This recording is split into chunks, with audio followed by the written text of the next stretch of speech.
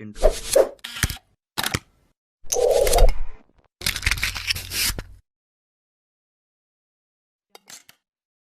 Hi guys, welcome back to 53rd part of the Arduino tutorials. In many of the Arduino projects, you might have seen the solenoid lock being used. Even though it's a simple component, it might be new to most of us.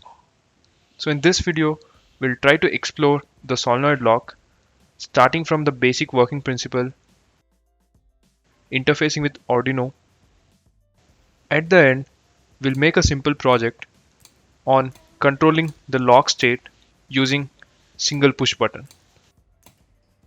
So make sure you watch the complete video till the end. The solenoid lock works on the basic principle current carrying conductor produces magnetic field. So this is how the internal structure looks. When the current is supplied, the produced magnetic field pulls the shaft towards inside and lock gets open. When the supply is disconnected, the spring pushes back the shaft to outside, and this is the lock state. For this tutorial, you need Arduino board, 12 volts solenoid lock, 5 volts relay module, push button, breadboard for easy connections, a 12 volts power supply for the solenoid lock. Here I'm using this LiPo battery and some jumper wires. I purchased all these project components from flyrobo.in. They have very huge collection of components and the prices are also reasonable compared to other platforms. Along with Arduino components, there are also other categories. So the single platform will help you to get all the required materials for your projects. Make sure you explore their products. I'll leave the link in the description box. Coming to the connections, first we'll start with the relay module. The 5 volts and ground from the Arduino board goes to VCC and ground of the relay module, and the input control pin of the relay module goes to Arduino digital pin 2. From the solenoid lock, the negative terminal directly goes to the battery supply negative or B minus. The positive terminal goes to the common terminal of the relay module, and the NO terminal goes to battery supply positive. In the push button, one terminal goes to ground and the other terminal goes to Arduino digital pin 3.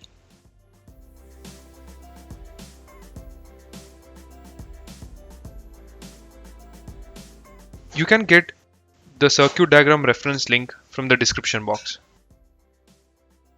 Moving to the coding, first we'll write a code just to lock and unlock the solenoid manually. For better understanding of this video, you should be familiar with the relay module working. Make sure you check out our previous tutorial video along with the code. In the declaration, we have one relay module. So I'll declare with int data type and connect it to digital pin 2.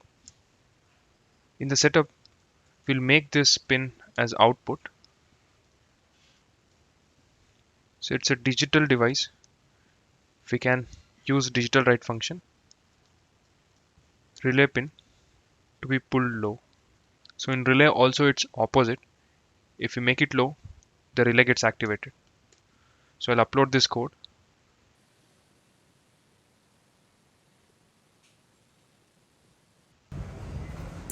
So the relay gets activated here and the solenoid got unlocked.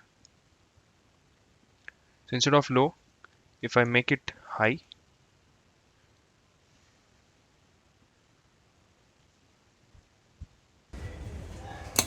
the relay got deactivated and the solenoid is in lock position.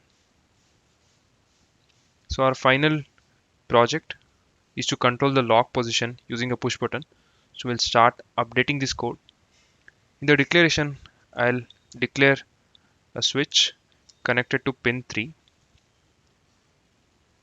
In the setup, we have to make the switch pin as input since we have to read from the pin. So instead of input, I'll make input pull up. The default state will be high. So in the loop, first we'll try to read the switch pin using digital read function. We are reading the pin 3.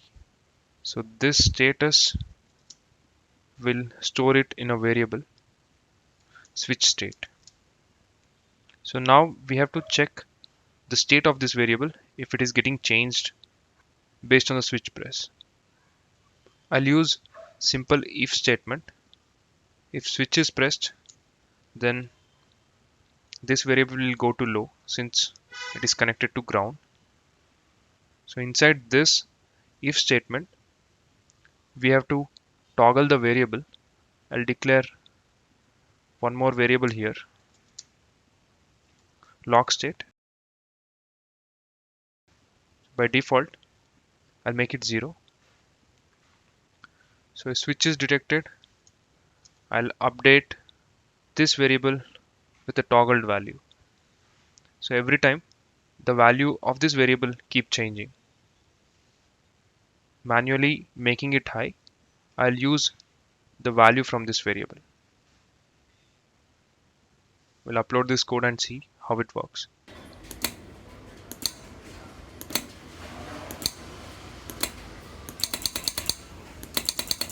So it's working, but sometimes we can notice if I press the switch single time, it's getting detected multiple times. We can avoid this issue with a simple code update. For that, we need to add additional condition for the if.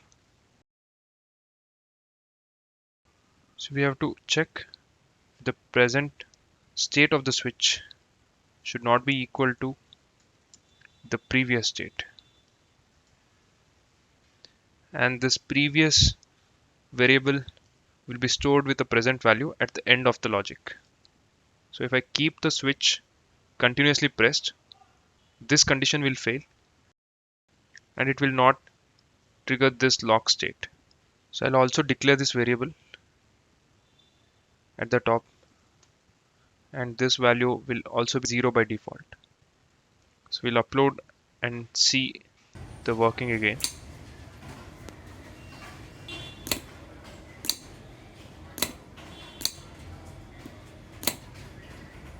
This time everything is working perfect.